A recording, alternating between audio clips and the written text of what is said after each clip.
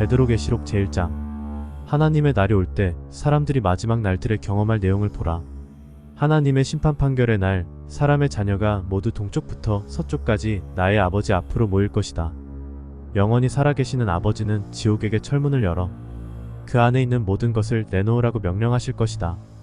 짐승과 새들에게는 잡아먹었던 육체를 모두 토해내라고 지시하실 것이다. 하나님께서는 사람들이 제 모습으로 나타나기를 원하시기 때문이다. 또한 하나님에게는 아무것도 사라지는 것이 없다. 모든 것이 그 이유이며 불가능한 것이 없기 때문이다.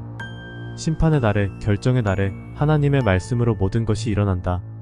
그분이 세상을 창조하시고 그 안에 모든 것에게 명령하셨을 때 모든 것이 일어났듯이 마지막 날들에도 그렇게 될 것이다. 하나님에게는 모든 것이 가능하며 사람의 아들아, 여러 개의 뼈에게 예언하라.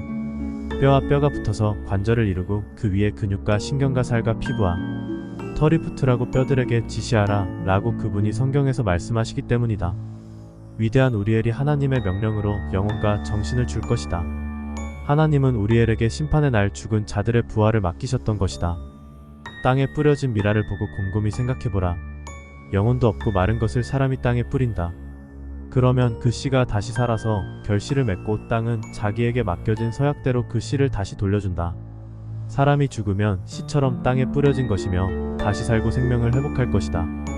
그러니 그분을 믿고 그분에게 선택받은 사람들을 결정의 날에 하나님이 다시 살리시는 것은 당연한 일이다. 이러한 사람들을 위해서 그분이 땅을 창조하신 것이다. 이 모든 사람의 땅이 결정의 날에 다시 돌려줄 것이다. 땅도 하늘도 그날 심판을 받아야 하기 때문이다. 하나님에 대한 신앙에서 떨어져 나가 죄를 지은 사람들에게도 이 모든 일이 심판의 날에 일어날 것이다. 폭포처럼 불이 쏟아져 내릴 것이다. 짙은 암흑이 밀어닥쳐서 온 세상을 뒤덮으며 모든 불이 변해서 불타는 석탄이 될 것이다. 물속의 모든 것이 불타고 바다가 불이 될 것이다. 하늘 아래 꺼지지 않는 불이 맹렬하게 일어나 분노의 심판을 위해 흐를 것이다. 별들은 창조되지 않기라도 한 듯 불길에 녹아버리고 물이 없어서 하늘의 연결고리가 창조되지 않기라도 한 듯 없어질 것이다. 하늘의 번개들이 사라지고 그 황홀 속의 세상을 놀라게 할 것이다. 죽은 육체의 영혼들이 번개와 같이 되고 하나님의 명령으로 불이 될 것이다.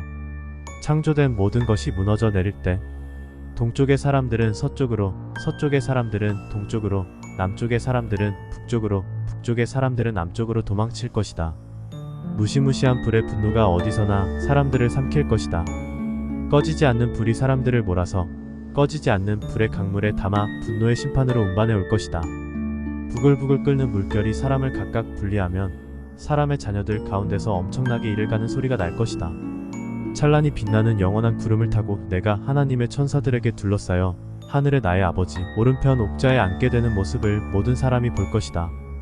아버지는 내 머리에 왕관을 씌워주실 것이다.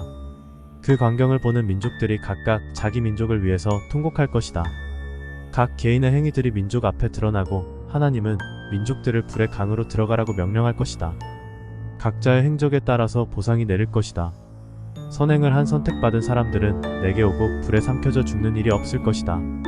그러나 사악한 사람들, 죄인들과 위선자들은 영원히 사라지지 않는 암흑 깊숙한 곳에 처박히고 벌로 불을 받을 것이다. 천사들이 죄인들을 끌어내어 각자의 죄에 따라서 영원한 벌을 내릴 장소로 몰아갈 것이다. 홍수에 사라진 죄인들의 영혼, 그리고 각종 우상, 주조된 각종 금속상, 각종 사랑, 그린 모든 산, 돌, 길가에 깃들어서 사람들에게 신이라는 말을 듣던 모든 존재의 영혼을 하나님의 천사 우리엘이 끌어갈 것이며 이러한 존재들은 그 깃든 장소와 함께 영원한 불에 탈 것이다. 그 존재들이 깃든 장소가 모두 없어져 버린 뒤 존재들은 영원히 처벌을 받을 것이다.